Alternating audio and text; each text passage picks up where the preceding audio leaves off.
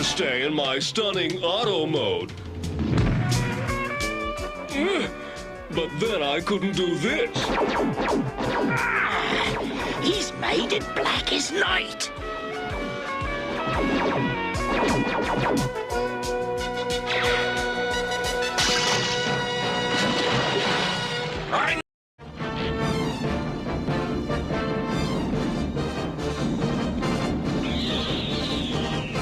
I can't see. Stand back. Get in.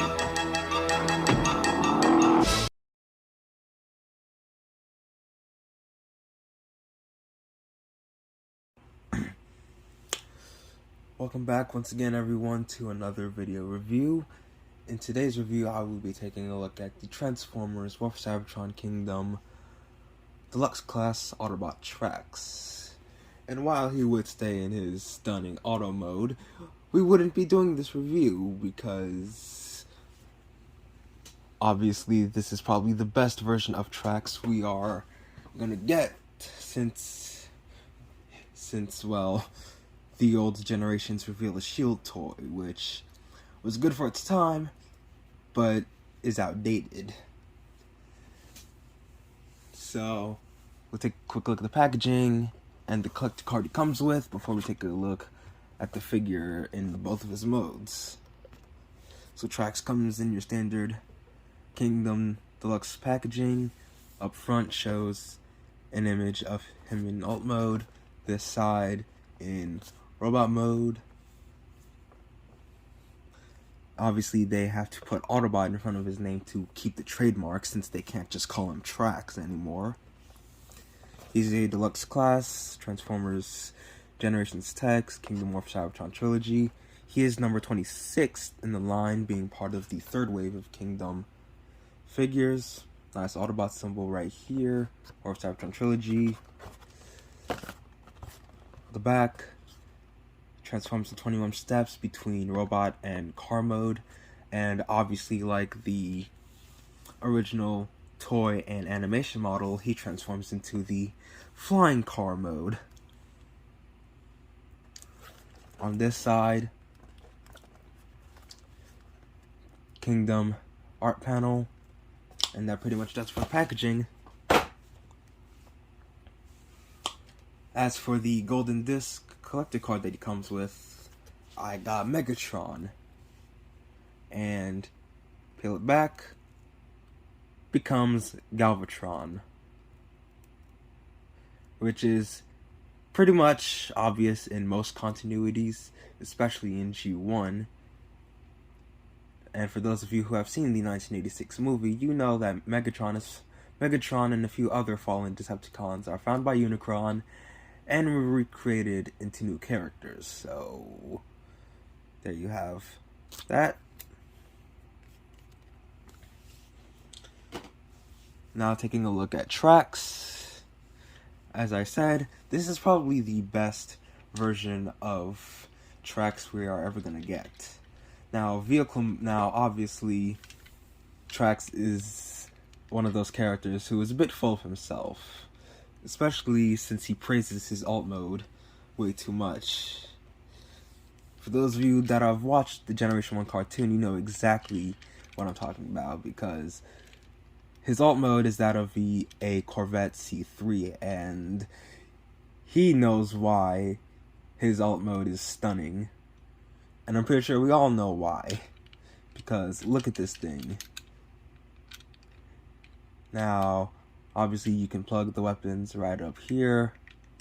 Now, one thing you can do is plug his handheld pistol, his black beam gun, on this peg on the back, and it doesn't hinder rolling at all. So that's one thing you can do if you want to do it. Now, seeing as they opted for cartoon accuracy and not toy accuracy, his hood, the flame on his hood is mostly red. Now, that's cartoon accurate and not toy accurate, but it's whatever, because most fans are gonna go for cartoon accuracy, while some would prefer the toy accuracy for the hood flame. Nice silver and black for the wheels. He is mostly cast in blue, with the windows being cast in clear plastic, which is a bit of a problem, however, and I will discuss that in transformation and in robot mode. The Autobot symbol is slapped in the center of the hood and the flame right here. He does roll as most car, truck, and any ground vehicle former should. Now for some comparisons. Here he is with... Now I'm only going to bring out characters that were in the second season along with Trax. So here he is with fellow 1985 Autobot Warpath.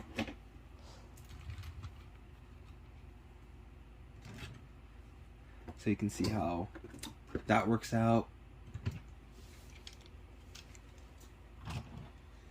And because I don't have Red Alert, here is Deep Cover. Since Sideswipe and Red Alert share the same mold, although Red Alert was the one released in 1985, there you have this. Obviously this is the Siege version of the mold, since Deep Cover was released in using that mold. So you get a good look at that. Here he is with Hound, just because.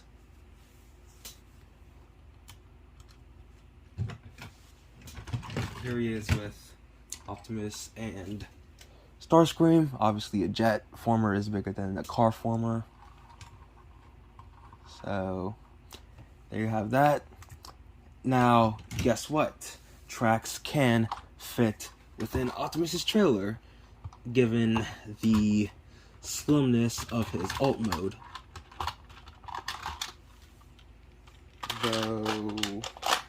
Though I think it's best if you remove the weapons, specifically his black beam gun, and place it on the back.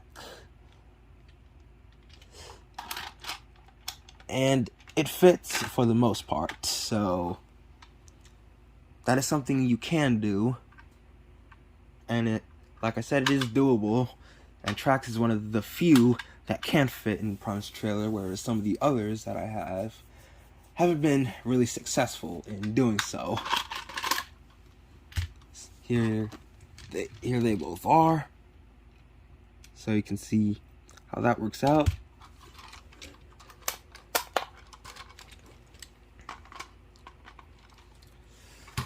Now,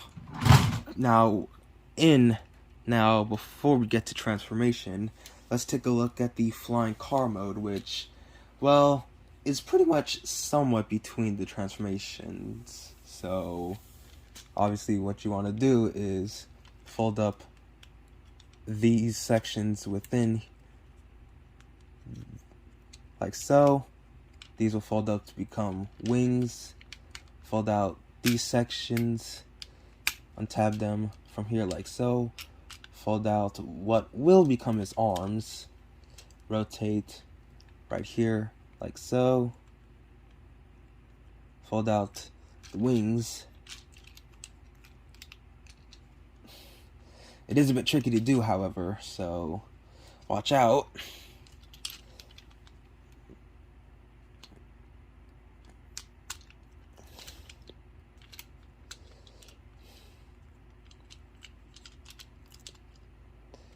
And here we have Trax in the flying car mode. This, now, just so you know, he is not a triple changer. This is just something that the original toy designers and producers did when seeing the wings on this figure. Obviously, the original toy and character model did this because the original toy designers who saw the toy before making the animation model for the character was messing around and came up with this. So like I said, this is something you can do, if you want to do it, if you want to have Trax in his flying car mode, which, given the nature of the character, I don't see why you wouldn't have him in his flying car mode. Now, something interesting to note is that you can take his black beam gun and plug it right under here, in reference to his character model and the Masterpiece toy. Granted, it doesn't work the same way as the Masterpiece toy, since it's not through the headlights and front grille. It still works all the same, though. Now, it is a bit loose, however, so don't do it too much. Now, since we're already here, let's get down to transformation. Obviously, remove the weapons. Then, what you want to do, see now, because his transformation is a bit tricky, especially, see now, his transformation going into vehicle mode is more tricky than going into robot mode, so, yeah. First, come to the front, split this section, but be warned that the tabs that hold it in are on clear plastic, so what I like to do is split this one at a time, like so. That way it's easy for me to not, stress or break the tabs, though I'm pretty sure the tabs are going to stress. As for eventual breakage, it is if you have something to shave down the tabs, then they won't be as scary. So just remember that. Then what you want to do is come to here. Oh, make sure to fold in the wings, the top wings.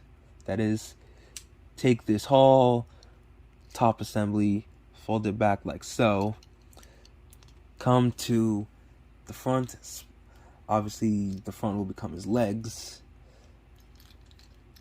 Come under here, untab these panels, these sections right here. Extend the legs. Fold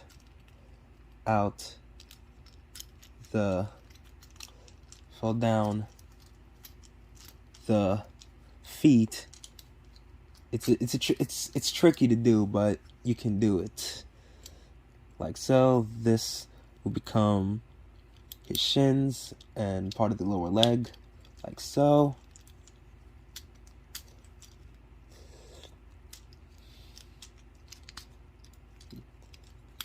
Bring that down like so.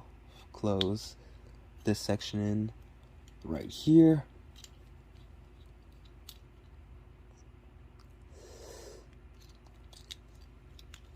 Now watch out in case they don't tab in. Then what you want to do is take this and rotate it. Then take the waist, rotate that like so. And here's where we get to the tricky part. Because Hasbro thought it was a good idea to use clear plastic, be careful when taking this section, untabbing it, and then folding it in, because this might eventually, at some point, break on you. So far, it hasn't broken on my copy, thank God. But that clear plastic is a nightmare. So make sure to watch out for that. Then it's just a matter of taking all of this, then bringing it in, locking it in like so. That will all tab into place. Then what you want to do, fold out the fists like so, rotate.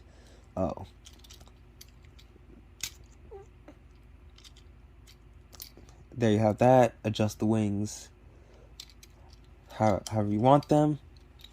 Give him his over the head cannons and his black beam gun. And here we have Kingdom Trax in his robot mode.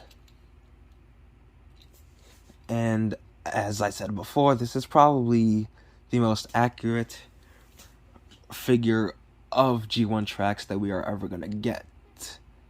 And obviously, because Trax is one of those characters who got repainted and redecoed over the years, we are going to see quite a few of them.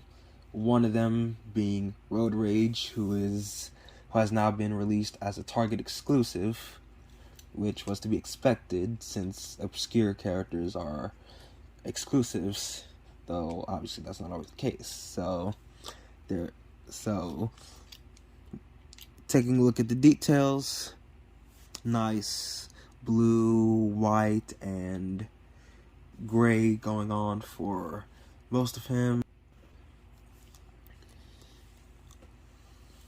The face painted in red with some nice sculpt for the nose and mouth, nice blue eyes, nice white for the outside for the rest of the head, mostly here.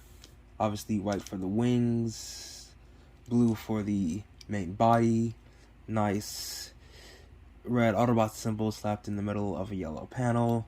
They even got the toy and tune accurate detailing with the red and yellow on his forearms, white for the biceps, gray for the hands, gray for the legs, with obviously the blue coming from the alt mode. The back cleans up pretty nicely. He does have a backpack, but then again, that's part of the character's design. He has black feet. So he's pretty well detailed. Articulation wise, head is on a ball joint. It can look left and right, though due to these sections, it is a bit hard to do a full range of left and right, though if it's doable, you can have him look fully left and right, though just be careful not to do it all the way, unless you risk damaging the ball joint. The arms can do the full 360, and due to the wings being part of them, they are not on a separate piece. He can do the full 360, can go in and out, bicep rotation on a swivel joint, bend at the elbow, nothing at the wrist. His crotch plate is painted in white and blue. Waist can do the full 360, and obviously, as you see based on how he transforms, there was no way they were going to get this from his alt mode to become his chest and torso for robot mode. So there's that. Full waist rotation, legs can kick forward that far, and the skirt and this crotch piece moves out of the way to accommodate that movement. Legs can kick back that far until they hit the back kibble, though if you use the waist rotation, you do get the full movement. Obviously, you can do the splits, thigh rotation on a swivel joint, bend at the knee on a single joint. The feet are weirdly placed because they're part of this panel and then not part of the main leg, which leaves for a rather ugly joint, if you ask me. The feet can pivot forward and back on the ball joint and tilt like so. So he's quite decently articulated and well detailed. So there you have that. Weaponry, he comes with his black beam gun and his over-the-shoulder cannons, well, over the head. Now, interestingly enough, because of how they're designed, these can be removed, and be handheld or arm mounted, but I think it's best to leave them over the head and use the real handheld weapon being his black beam gun. And obviously they support blast effects. I will bring out a few to show them off. So he's no slouch in the weapons department.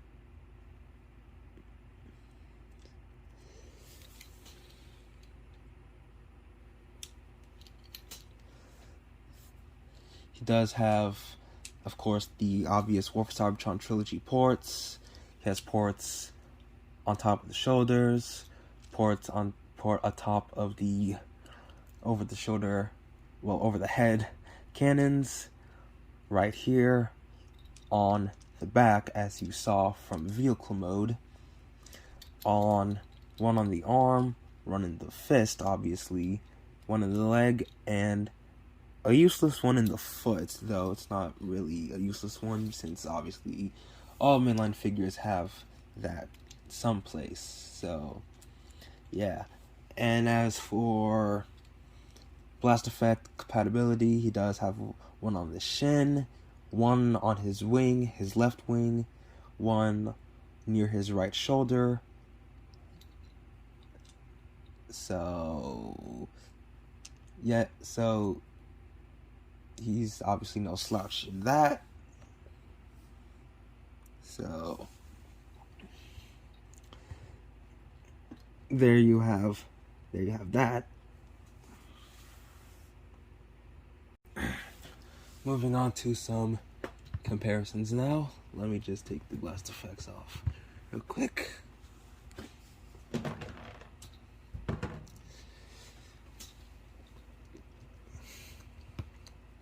Oh, and before we get into the comparisons, a bit of a QC issue on tracks. The tabs that's supposed to hold in the panels for the feet are so small they don't lock into place. Now, if there's a fix for that, let me know, because it's an obvious issue with not my copy, but with pretty much tracks in general, with how the figure is designed.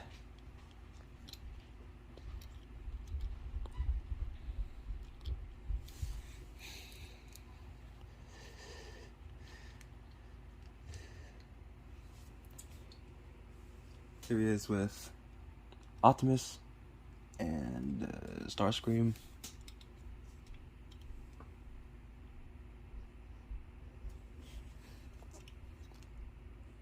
So you can see how that works out.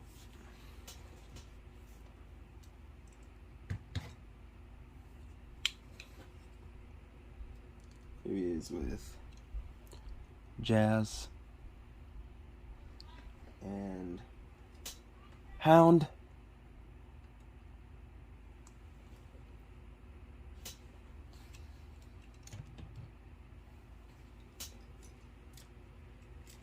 Here he is with fellow 1985 Autobot Warpath.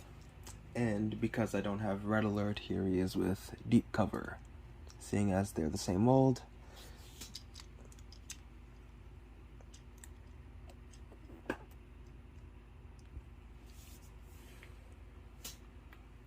So there you go. Final thoughts. I would get him. If you can get past the QC in the legs and the clear plastic back, which pretty much makes up the entire top of his alternate mode, then he's pretty good. The arms, the legs, the head, everything but the lower legs, because the front, the thighs and upper legs are the only good parts of the legs, because due to the QC of the tab not locking into place for the lower leg, That's the problem. He's good from the waist up. The waist down, not so much. So, overall, I recommend him. If you haven't gotten this figure yet, then I wouldn't pass up on him. Especially if you're a fan of the G1 Autobots, specifically the Season 2 cast of 1985 characters. He's not bad. The only bad part on him would be the QC that he has in the legs and the clear plastic backpack, which I recommend watching out for, and along with the clear plastic tabs. So he's pretty solid, only from the waist up, as I said. So yeah, with that being said, there you have it, my review on the Transformers or Cybertron Kingdom Deluxe Class Autobot Tracks. I hope you guys enjoyed. Make sure to like, comment, share, and subscribe. And I will see you all in the next one.